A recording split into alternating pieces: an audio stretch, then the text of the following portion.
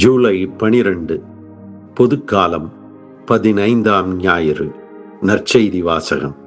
மத்தேயு எழுதிய நற்செய்தி 13ஆம் பிரிவு 1 முதல் 9 முடிய இறை வார்த்தைகள். குறுகிய வாசகம். அக்காலத்தில் இயேசு வீட்டிற்கு வெளியே சென்று கடலோரத்தில் அமர்ந்தார். மக்கள் பெருந்திரளாய் அவரிடம் ஒன்று கூடி வந்தனர். ஆகவே அவர் படகில் ஏறி அமர்ந்தார். திரண்டிருந்த மக்கள் அனைவரும் கடற்கரையில் நின்று கொண்டிருந்தனர். அவர் உவமைகள் வாயிலாக பலவற்றை குறித்து அவர்களோடு பேசினார். விதைப்பவர் ஒருவர் விதைக்கச் சென்றார். அவர் விதைக்கும் பொழுது சில விதைகள் வழியோரம் விழுந்தன. பறவைகள் வந்து அவற்றை விழுங்கிவிட்டன. வேறு சில விதைகள் மிகுதியாக மண்ணில்லா பாறை பகுதிகளில் விழுந்தன. அங்கே மண் ஆழமாக இல்லாததால் அவை விரைவில் முளைத்தன. ஆனால் கதிரவன் மேலே எழ அவை காய்ந்து வேரில்லாமையால் கருகிப் போயின. மற்றும் சில விதைகள் முட்செடிகளின் இடையே விழுந்தன. முட்செடிகள் வளர்ந்து அவற்றை நெருக்கிவிட்டன. ஆனால் இன்னும் சில விதைகள் நல்ல நிலத்தில் விழுந்தன. அவற்றுள் சில 100 மடங்காகவும், சில 60 மடங்காகவும், சில 30 மடங்காகவும் விளைச்சலை கொடுத்தன. கேட்கச் செவியுள்ளோர் கேட்கட்டும் என்றார். ஒருவர் கழுகு முட்டை ஒன்றை கண்டெடுத்தார். அதை தன் பண்ணையில் அடைகாத்து கொண்டிருந்த கோழி முட்டைகளுடன் சேர்த்து விட்டார். முட்டைகள் பொரித்த போது கோழி குஞ்சுகளோடு கழுகு குஞ்சும் முட்டையிலிருந்து வெளிவந்தது. கோழிகளோடு சேர்ந்து கழுகும் அவைகளைப் போல தானும் ஒரு கோழி என்றே நினைத்து அவைகளோடு வளர்ந்தது. அவைகளைப் போலவே நிலத்தை கீறி கீறி குனிந்த தலை நிமிராமல் பூச்சிகளையும் புழுக்களையும் தேடி தேடி வயிற்றை நிரப்பியது. அவைகளைப் போலவே அதுவும் இறக்கை அடித்து சற்றே உயர பறந்து சிறிய தூரத்திற்கு மட்டுமே பறந்து செல்ல முடிந்தது. ஒரு நாள் பரந்த நீல வானத்தில் ஒரு பெரிய பறவை தன் அகலமான சிறகை விரித்து அங்குமிங்கும் அழகாக கம்பீரத்துடன் காற்றில் மிதப்பதைக் கண்டது. தன் நண்பர்களாகிய கோழிகளிடம் அது யார் என்று கேட்டது. அது கழுகு, பறவைகளின் அரசன். அது வானத்தை சார்ந்தது. நாம் கோழிகள், நாம் நிலத்தை சார்ந்தவர்கள் என்று ஒரு கோழி பதில் அளித்தது. அந்த பதிலில் திருப்தி அடைந்த கழுகு மீண்டும் நிலத்தை கீறி இரையை தேட ஆரம்பித்தது. தானும் பறவைகளின் அரசன் என்பதை உணராமலேயே கோழியாக வாழ்ந்து கோழியாகவே இறந்தது. தனக்குள் இருக்கும் சாத்தியக்கூறுகளை உணராமல் தன் வாழ்வை சுற்றுச்சூழலுக்குள் சுருக்கி வாழ்ந்து இறந்தது. இன்று பொதுக்காலம் 15ஆம் ஞாயிறு. இன்றைய வாசகங்கள் நமக்குள் இருக்கும் சாத்தியக்கூறுகளை முழுமையாக வாழ அழைக்கின்றன. இன்றைய முதல் வாசகம் இறைவனின் வார்த்தை எத்தகைய சாத்தியக்கூறுகளை பொட்டன்ஷியல் தன்னில் கொண்டுள்ளது என்று எடுத்துரைக்கிறது. இறைவனின் வார்த்தை படைப்பாற்றல் மிக்கது. ஒளி உண்டாகுக என்றார். உடனே அவர் கூறிய வார்த்தையில் ஒளி படைக்கப்பட்டு உலகை நிறைத்தது. அவருடைய வார்த்தைகள் அவர் வாயிலிருந்து வெளிப்பட்டு அனைத்து படைப்புகளையும் உருவாக்கின. அவ்வகையான படைப்பாற்றல் மிக்க வார்த்தை இன்றும் படைப்புகளில் உயிராற்றலுடன் செயல்பட்டு கொண்டிருக்கின்றது. படைப்புகள் இறைவனின் விருப்பத்தின் விளைவாக உருவாயின.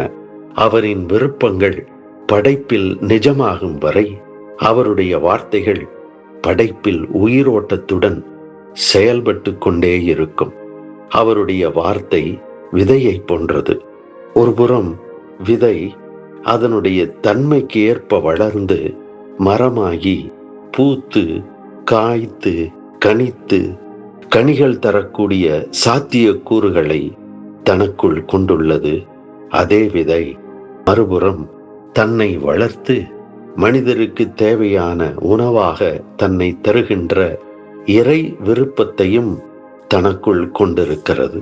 இவ்வாறு ஆண்டவரின் வார்த்தை படைப்பாற்றலையும், அது எதற்காக படைக்கப்பட்டதோ அதை, அந்த இறை விருப்பத்தை நிறைவேற்ற தேவையான உயிரோட்டத்தையும் தனக்குள் கொண்டுள்ளது.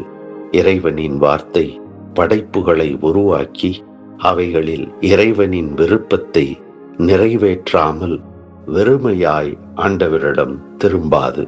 இவ்வாறு கூறும் முதல் வாசகத்தின் பின்னணியில் இயேசு தனது பணிவாழ்வை அவர் தூவும் விதைகளாக உருவகப்படுத்தி இன்றைய நற்செய்தியில் விதை விதைப்பவன் என்ற ஓமை கதையை கூறுகிறார்.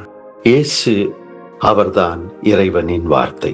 தொடக்கம் முதல் அவர் கடவுளோடு இருந்தார், வார்த்தையாக இருந்தார். அனைத்தும் அவரால் உண்டாயின. படைக்கப்பட்ட எதுவும் இறை வார்த்தை ஆகிய இயேசுவன்றி படைக்கப்படவில்லை. அனைத்தும் அவர் வழியாய், அவருக்காக, அவர் விருப்பமாக படைக்கப்பட்டன. இந்த இறைவனின் வார்த்தை இயேசு மனிதரானார், நம்மிடையே குடிகொண்டார். இறை வார்த்தை இயேசு தனது பணிவாழ்வு, சிலுவை சாவு, உயிர்ப்பு இவைகளின் வழியாக இறைவன் நம்மை எவ்வளவு அன்பு செய்கிறார் என்று வாழ்ந்து காட்டினார். அதாவது இறை வார்த்தை இயேசு படைப்பாற்றலாகவும் இறை விருப்பமாகவும் நம்மிடையே வாழ்ந்தார். அந்த உண்மையை விளக்கி கூறுவதற்காக முதல் வாசகத்தில் படித்த விதையின் உருவகத்தை, இறை வார்த்தையான இயேசு அந்த விதை தான் என்று கூறி ஓமை கதை ஒன்றை கூறுகிறார். விதை விதைப்பவர் ஓமை கதையை கூறிய இயேசுவிடம் அவருடைய சீடர்கள் ஓமையின் விளக்கங்களை கேட்கின்றனர். இயேசுவின் விளக்கத்தில் அவர் தம்மையே விதை விதைப்பவராக உருவகித்து தனது போதனைகள், வல்ல செயல்கள், தனது பணி வாழ்வு அனைத்தையும் அவர் தூவும் விதையாக வர்ணிக்கிறார். அந்த விதைகள் முளைத்து செழித்து வளர்ந்து பன்மடங்கு பயனளிக்கக்கூடிய ஆற்றலை தன்னில் கொண்டவை. விதையாகிய அவரை தங்கள் மனமாகிய நிலத்தில் ஏற்பவர்களின் ஒத்துழைப்பை பொறுத்து அந்த விதைகள் விண்ணரசு என்னும் விளைச்சலை, இறை விருப்பமாகிய விண்ணரசை அவர்களுக்குள் விளைவிக்கும். இயேசு தூவும் விதைகள் ஆற்றலில் குறைந்தவை அல்ல. எபிரேயருக்கு எழுதிய திருமுகம் 4ஆம் அதிகாரம் 12ஆம் வசனம் கூறுவது போல, இறைவார்த்தை உயிர் உள்ளது, ஆற்றல் வாய்ந்தது, இரு பக்கமும் வெட்டக்கூடிய எந்த வாளினும் கூர்மையானது, ஆன்மாவையும் ஆவியையும் பிரிக்கும் அளவுக்கு குத்தி ஊடுருவுகிறது, எலும்பு மூட்டையும் மச்சையையும் அவ்வாறே ஊடுருவுகிறது, சிந்தனைகளையும் நோக்கங்களையும் சீர்தூக்கி பார்க்கிறது. இவ்வளவு விளைவுகளை ஏற்படுத்தக்கூடிய ஆற்றல் மிக்கது இறைவார்த்தை. இவ்வாறு படைப்பாற்றலையும் இறை விருப்பத்தை சாத்தியமாக்கக்கூடிய தன்மையையும் தன்னிடத்தே கொண்ட இறைவார்த்தை வேறு யாரும் அல்ல, அவர் இயேசுதான். அவர் தனது போதனைகள், செயல்கள், பணிவாழ்வு இவற்றின் மூலம் நமக்குள் செயல்பட தன்னையே தருகிறார். நம் மன வயல்களில் தன்னையே விதையாக தூவுகிறார். கோதுமை மணி மண்ணில் விழுந்து மடிந்து பல மடங்கு பலன் தரும் என்று அவர் சொன்னதற்கு ஏற்ப நம்மில் மடிந்து இறை விருப்பமாகிய விண்ணரசு என்னும் பெரும் விளைச்சலை நம் மனவயலில் உருவாக்க நம்மிடம் வருகிறார். நாம் நமது மனமாகிய வயலை எப்படி பண்படுத்தி வைத்திருக்கிறோம் என்பதுதான் இன்றைய நற்செய்தி நமக்கு விடுக்கும் சவால். நம் மனதில் படைப்பாற்றல் மிக்க இறை விருப்பமாகிய விதையை எவ்வாறு நாம் ஏற்கிறோம்? நமது மனது வழியோரம் போல் இருந்தால் மனதில் நம்முடன் வாழ்ந்து கொண்டிருக்கும் தீமைகள் இறைவார்த்தை விதையை திருடி கொண்டு போய்விடும். நம் மனது கற்பாறை போல் இருந்தால் அதில் அங்கும் இங்கும் காணப்படும் சிறிது நல்ல எண்ணங்களின் துணை கொண்டு இறை வார்த்தையின் ஆற்றல் செயல்பட ஆரம்பிக்கும். ஆனால் இறை ஆற்றல் தொடர்ந்து செயல்பட நமக்குள் எவ்வித ஆர்வமும் இல்லாத போது, அந்த இறை ஆற்றல் தொடர்ந்து செயல்பட நாம் ஒத்துழைக்காத போது அது செயல்பட முடியாமல் அழிந்துவிடும். நம் மனம் புதர்களால் நிறைந்திருந்தால் என்ன நடக்கும்? இயேசுவின் விதை நம் மனதில் விழும். விதையும் முளைக்க ஆரம்பிக்கும். ஆனால் விதை முளைக்கிறது என்பதை கூட உணர முடியாமல் புதர்கள் அதனை அமுக்கி செயல்பட விடாமல் செய்துவிடும். நல்ல நிலமாக இருந்தால் ஆற்றல் மிகுந்த இறைவார்த்தை அந்த மனமாகிய வயலில் மடிந்து பல மடங்கு பெருகி வளர்ந்து இறைவன் விரும்பும் இறையரசை விளைவிக்கும். விதை விதைப்பவராகிய இயேசு எவ்வித பாகுபாடுமின்றி எல்லா நிலங்களிலும் தன்னையே விதையாக தூவுகிறார். நமது மனங்களை எவ்வித வயலாக நாம் திறந்து அவரை ஏற்கிறோம். விதை ஆற்றல் மிக்கது. அது நன்கு வளர்ந்து மிகுந்த பயன் விளைவிக்கக்கூடிய எல்லா சாத்தியக்கூறுகளையும் தன்னுள் கொண்டது. வீரியமாக செயல்படக்கூடியது. இயேசு ஆற்றல் மிக்க விதையாக இறை விருப்பமாகிய விண்ணரசை நம்மில் விளைவிக்கக்கூடிய அனைத்து சாத்தியக்கூறுகளோடு நம் மன வயலுக்குள் வருகிறார். நாம் எவ்வாறு ஏற்கிறோம்? நாம் நல்ல பண்படுத்தப்பட்ட நிலமாக இருந்து ஆற்றல் மிக்க விதையாகிய இயேசுவை உள்வாங்கி இறை விருப்பமாகிய விண்ணரசு விளையும் அவருடைய வயலாக வாழலாம்.